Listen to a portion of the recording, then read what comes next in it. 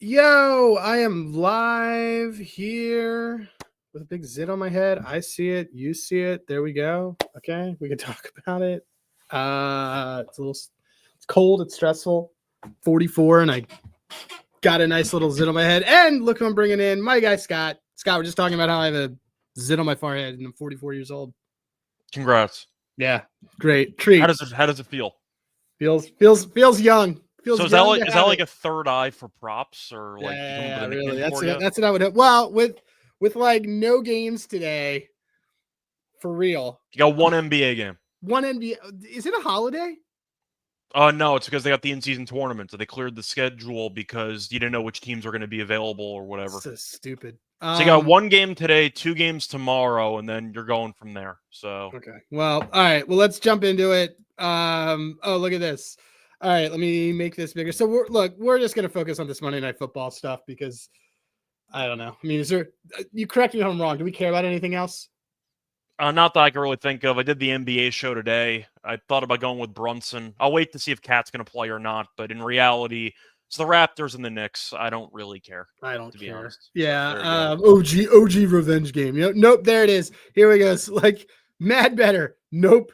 Don't care. It's not even an OG revenge game because it's OG, Barrett, Achua, and you're going down the line. Like half the team feels like a revenge game because also not even really revenge. It's only revenge for Barrett because he's the one in the worst situation. Well, I mean, Quickly's not going to play, but right. But I'm saying that like revenge. Why would OG want revenge? He gets to lead in New York now. Yeah, that's fair. All I know is that RJ Barrett did get $120 million. So I feel like if you're going to be mad, at least you're getting paid for it. So yeah, whatever. Well, speaking of mad, $800 million or whatever for Juan Soto. 760 and change. Yeah, really. It's going to be a very expensive DH for a couple of those years. Whatever. Honestly, dude, the media rights deals will pay for it on its own. People don't understand. That's how you get value out of something. Like the Mets will be fine. Like they'll be fine. Okay. I'm not saying they're not going to be fine. I'm just saying it's he's going to be DHing for a decent amount of that contract if he doesn't end up opting. Someone else agreed with me. They're going to say RJ revenge game too. There it is. He's right. It's a more revenge game for RJ because he's stuck in Toronto. Anyway, Let's talk about this Bengals Cowboys game. The Bengals, your 4-8 Bengals, who continue to have a quarterback that says, "Don't worry, we're going to make our move. We're about to make our move. We got him right where we want him." And the Cowboys, who could run the gamut and make the wild card. I don't even want to. I'll call it wishful thinking, but I'll put it this way: they're not dead. They're not dead. Okay, so sides and totals. What do we like here? So the Bengals can't stop anybody. Okay, but do I want to take an over 50.5 with Cooper Rush at quarterback? Probably not. So I think for this one, I'd rather go for props. But for the sake of sides and totals, I think the game will be close. I think I would go with Cincinnati if I had to pick a side, but I'm probably not going to bet the side. I just think that with Diggs, who might be 50-50, I don't trust this defense to stop Joe Burrow and company. Like, I just don't. I know Ferguson's back for the Cowboys. They still can't run the ball. I was gonna bring him up because they can't run the ball. Like, I still got issues with the Cowboys actually scoring enough to keep pace. At home, besides facing off against Drew Lock, they've been an atrocious defensive team at home for about a year straight. I guess I'd go over. And I go Bengals, but I'm probably not going to bet either. What's funny is so common opponent, Bengals are 2-5 against the common opponents, and Dallas is 5-2. Okay. Fun. They both beat the Browns. They both lost to the Ravens. Yeah. They both beat the Giants. They both had trouble putting the Giants away, just to be very clear. How do the Ravens count? Because they lost twice to the Ravens. Does that get counted once or does that get counted twice? It gets counted one. Okay. Two. What is it? 1, 2, 3, 4. It gets counted twice. Okay. But or 1, 2, 3, 4, 5. Yeah, I guess it's counted twice. I don't know. Anyway, I never thought about that, but that's a good point. Cincy lost to the Steelers. Dallas beat the Steelers. To be fair, they had different quarterbacks for those. They both got trashed by the Eagles. Dallas beat the Commanders, since he didn't, just in case anyone cares. The Steelers one I can't account for because you had Justin Fields. In fact, he was so bad that's why they benched him for Russell Wilson. So I can't. Yeah, I mean, look, this is the worst. It's very hard to like this This team stinks. You think I want to spend money on the Bengals? I don't know. Not So really. look, No. Here's the thing. But first thing you had mentioned it about a team that's atrocious at home. I do believe that the Dallas Cowboys, an angle that we have been constantly hitting, has been this first quarter over for them. Well, there's two. We got the first quarter over, and we got the fade in the Cowboys in the third quarter. First quarter over is lights out at home this year. We're absolutely betting this. That's a definite. Yeah. Especially at home. Let's see if they lost in the same fashion. It would count. It did. They did lose in the same fashion. Matt Better's not my favorite person. Matt Better, if you do not have Outlier Pro, jump into my DMs because you just being on it today, I'm feeling giving. You're getting hooked up. If I had a t-shirt, I would give him a t-shirt. I don't have t-shirts. First quarter over 9.5. I love it. Yeah. I mean, there's no reason to really not be a fan of it. Totals at 50.5. Bengals can't stop anybody. The Cowboys defense has been better lately, but at the same point, the Bengals offensively have been in all these games because their defense can't stop anybody, but they're still scoring a bunch of points. So yeah, I think it's a good spot. We know the Bengals have gotten outscored away. The Bengals last away games got out. They've literally lost 1, 2, 3, 4, 5 straight. Tied one. On the bright side, that does assume that the Cowboys will be scoring at least once. So you're gonna need a Bengals touchdown.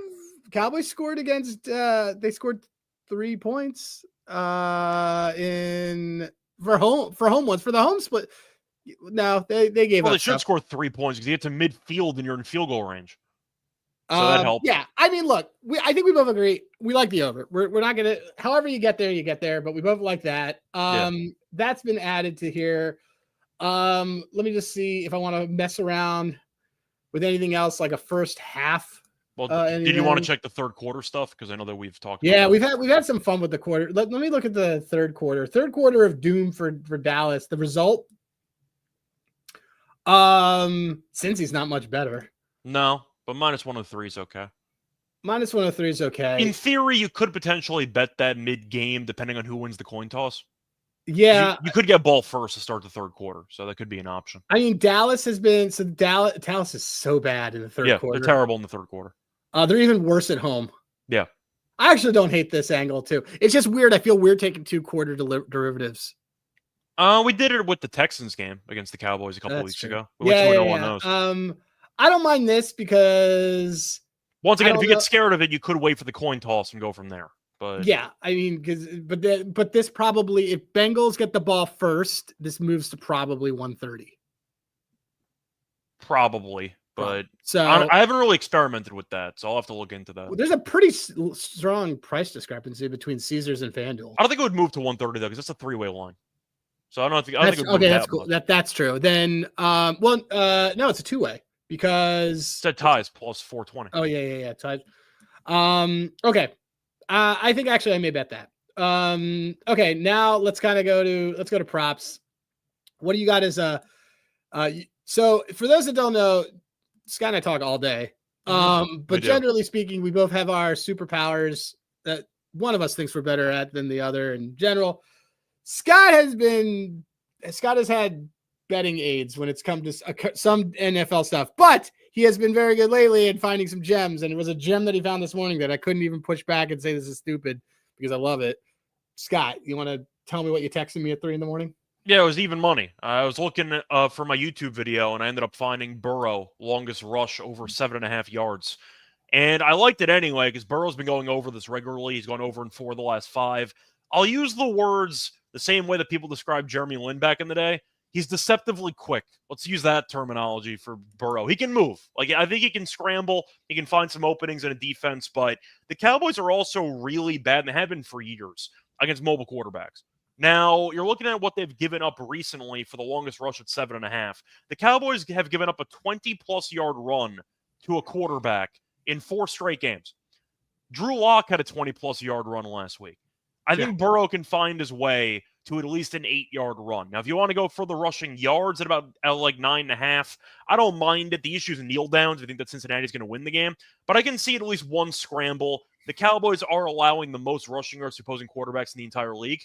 So they tend to lose containment. You have Chase, Diggs might not play. You have Higgins, a lot of weapons to worry about. I can see Burrow scrambling. They can't pass protect either. so he might be running for his life from Parsons on one play. But 7.5 at even money is a great price. Give me the Burrow longest rush. Nope, I think it's good. It's basically, does he run for a first down? Pretty much. Which I love. It's the Baker Mayfield special. It's the Baker Mayfield special, which, by the way, if you guys still aren't hitting that, that's a great freaking prop. Okay, cool. Yeah, I like that. I am going with my first. I'm going with CD Lamb over receiving yards. Not over 50, but I think it was. Oh, now it's up to 70. Fine with it. I took it at 64. I think it is at. Yeah, it's at 66. Look, you can do two ways. You can do the 66, which is fine. I think he's gonna have a solid game. The reason why is because, again, we talked about this before. The Bengals can't stop anybody. Cooper Rush threw for 300 yards against the Texans. What they give up again? They gave up a casual 460 to Russell Wilson. Yeah. Like, this is just like, so someone's got to get these yards. And I'm sorry, but CD Lamb is a stud. There's talk like do you like the receptions more? I don't like the receptions more because Ferguson's back. I'd rather just and I know that CD can burn a dude, so I'd rather just take CD Lamb to get like 70 yards and call it a day. Again, they are bottom of the barrel against wide receivers. I'm just not overthinking it. I'm just taking an alpha. So. Yeah, I'm not against that. I mean, I'm wondering if you were to potentially ladder it, how high would you actually go? Is there an 100-yard game with a thing of 50 yards? And let me just see what's Cooper Rush's passing is. Okay, look. So Cooper Rush's passing is at 236. So this is like built in to be high. I would probably do 100 yards. I think you can get to 100. Especially if there's you and I should probably do a 100-yard thing in a parlay. I mean, if I'm actually looking at the game script, Cincinnati's a pure pass funnel because the Cowboys can't run the ball. So Dowdle's been better lately, but in reality, if they get blown out, you got garbage time like you did in the Texans game. The only way that he gets screwed on game script is if Dallas somehow is up for a decent portion of the game, and I don't see that happening with Burrow. But if they're up though, that happened because correct. CD probably did this. Probably. So I think that Rush is in a good spot. I saw somebody mentioning before about Rush over 23.5 completions. I don't mind that too. That. Point is, I think Rush is in a good overall spot to have a good game. He's been fine if you want to actually look at his stats. Like, he has not embarrassed himself out there. I think Rush has proven multiple times when Dak's been injured, not even this year, but years prior, decent backup quarterback. Yeah. Also, November of 2022, when he played CD at 70. Yeah, okay. So, it's not even just this year. It's just, I think it's all, man, everybody's out. I think it's good. Okay, so is there another thing that you liked? Just to make sure, who's actually kicking for Cincinnati in this game? Oh, I don't know. Because I think it's Cade York. They bring York into town? Possibly. I think he got elevated off the practice squad because McPherson's dead. Yeah, he's dead. So, point is, I thought of maybe going for field goals. I don't know if I'm actually going to or not, but York would be the kicker for the Bengals. But, I mean, Aubrey field goals, my thoughts on Aubrey. I think he's the best kicker in the league. So, it's so large you can't really even bet anymore because the minus is just insane on Aubrey. But do you have anything else you really like? So I thought about going for a depth receiver on the Cowboys, but I don't really like their options. No, I was going to kind of switch to the Bengals and see if I could find something in there that I liked. I mean, if I was going to do anything for Aubrey, all this stinks. Correct. I wouldn't do it's the 1.5 field goals every game is like minus 150, minus. I'd rather the Aubrey over 2.5 extra points, but the thing is that if they get into a situation where they've scored 3 touchdowns, one of those for sure is a 2-point conversion. Probably. So I would rather look at let me find, so Higgins is playing, right? Yeah. So that makes Yeshovis interesting. Oh, your boy. That's my boy. That's my boy who I faded once, and then he was like, "Don't ever do that to me again." I think you faded him a bunch last year, and this year I didn't even know about him last year. This year, though, I just think that he's 13.5. He gets more targets than his actually. This is his longest. His regular receiving yards he goes over that as well. I mean, I like him a lot. You're basically asking. He and Burrow likes him a lot. Burrow also. I see someone in the chat. I see Easy talking about Higgins. I would also go look at Higgins. Let me just see what kind what are we working with here when it comes to any of these guys? Like, Burrow's longest. Let me look at Higgins because Higgins is interesting. I see Gesicki's plus EV, and Gesicki is like all the other guys are hurt. Yeah, Higgins over receptions isn't bad because like they love him. Like, but 6 is a lot. 6 is a lot of catches. So I don't know. Let me see. What's Higgins? Do I Out of want curiosity, what's the Higgins touchdown? Yeah, I was about to say plus 120. That's a bargain for me. It is, but it's not. I mean, he's had one in every game. Pretty much. Question: what is the 2 touchdowns on Higgins? Out of curiosity, 850. That's a harder thing to. It's a harder thing to pull off. I was hoping it'd be higher, but okay. Yeah. Let me see what his receiving yards is. His receiving yards is high. I don't mind his receiving yards. I like him more than Chase, to be totally honest. But let me see. Let me look. Chase is like is a really good first quarter guy too. Let me see. Receiving yards and Q1. I mean, if Diggs is going to be out, I don't know who's going to cover anybody for this team. I don't even know Diggs met. Yeah, let me see. I know Diggs isn't really viewed as being the best of corners, but he's the best on this depth chart. Yeah, dude. So this isn't bad. I mean, it's a little high, but I don't like. You and I have had some problems with the first quarter. I'd say it's high, but warranted. I'll say that about Chase. Yeah, I think I think if I'm gonna do anything, I think I'm gonna go with the. I think I'm going Yoshivas over. I got to look at it, but I think I want to do over his longest in there. Or just over his receiving yards. I just like it. I mean, he ends up working out of both the slot and he's just a little minor version of a deep threat. I looked it up, by the way. He played 68% of the snaps last week. He's just awesome. Actually, does something happen with him when let's see when Higgins is in? Didn't Higgins miss the last game? No, he played the last game. He's been in and out of the lineup all year, but he's even better with Higgins in. Yeah, I'm taking this. I think we're taking the Yoshivas over 20.5. Yeah, and I see somebody mentioning that Bland's been playing the last couple games. He had a bunch of picks last year, but against elite receivers, he has not been, let's just say, good. No one on the Cowboys is good. I want to make sure this is extremely clear. They stink. In the secondary, you mean? In the secondary. Yeah, but Bland had a bunch of picks. The issue was, I don't want to say it was like, it's going to sound disrespectful to Asante Samuel, but yeah, my point. Either you're getting burned or you get a bunch of picks. And I feel like Bland gets burned a lot. A lot. Okay, is there something that you liked? Samuel? Or no? Back in the day? I liked his dad when he played for the Eagles. Saying his dad.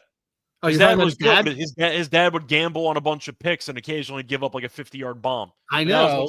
Well, that's what Bland does too. Diggs does it too, where like it's where he's like, I'm going to jump for this, and then if he misses, then it's an 80-yard touchdown. Pretty much. I remember Asante Samuel used to do that like all the time, but he still had himself a very nice career. Okay. What else is there anything else that you liked on this? Do you like Brown or Ferguson? See, I was looking at Ferguson. The issue I ran into for the Cowboys was this team is still really bad against the run. So I was wondering if I wanted to go for a Brown rushing prop, but I don't know if I actually trust him enough. The issue is if Diggs why don't you? He's been great. I know he has. I should be into it, but I was wondering because 107.5 for rushing and receiving combined is. I understand it. Really it's high. A bit high for me. It's a bit high for me for Chase Brown personally, but I like Chase Brown a lot. I was a big fan of him at Illinois. Like I think 76.5's asking a lot, but it's understandable. I guess the issue I have is anytime they run the ball in theory, the defense kind of wins because Burrow's been unstoppable this entire season.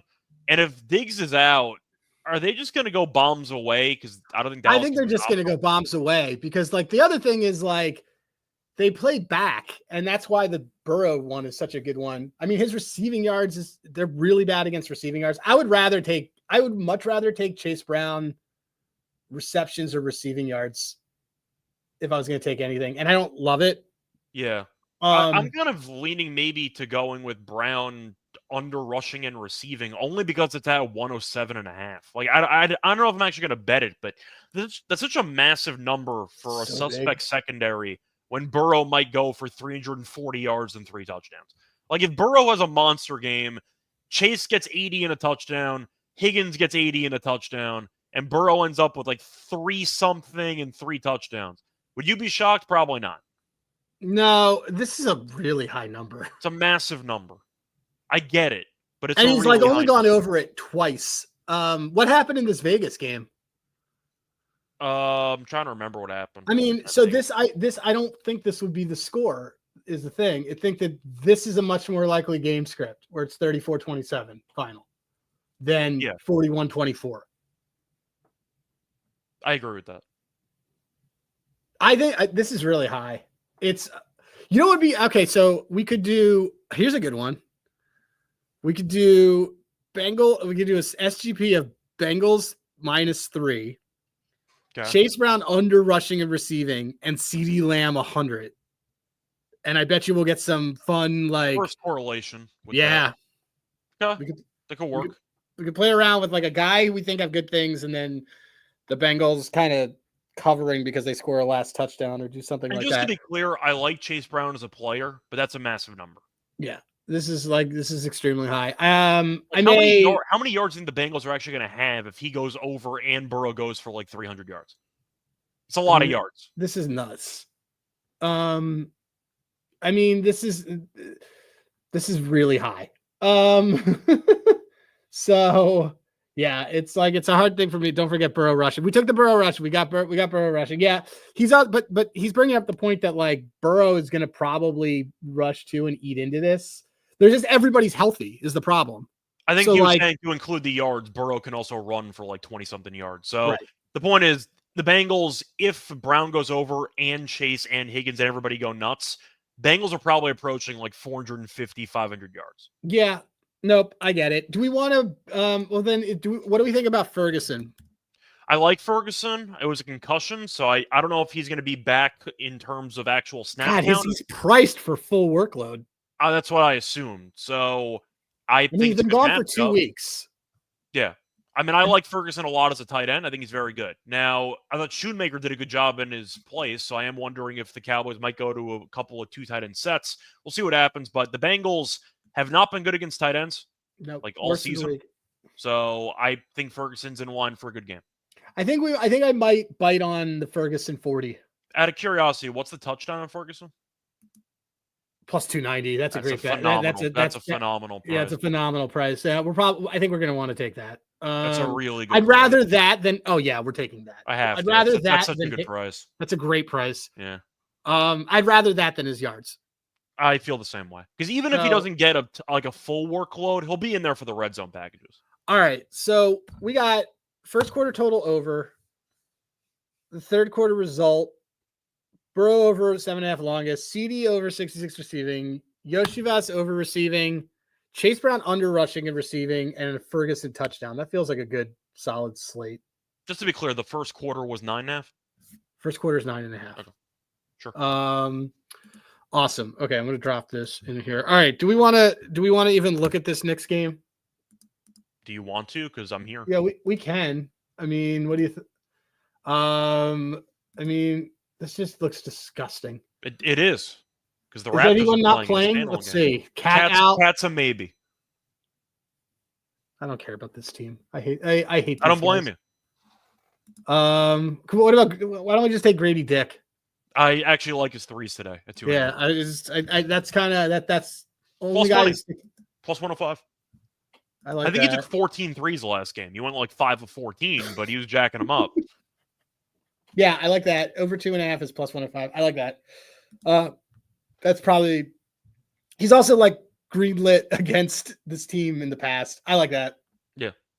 He's there. Okay, guys. All right, cool. So we don't have much because there weren't a lot of games, but you can, Scott, tell everybody where they can find you on the machines, and you and I will close out plays and mess around with them.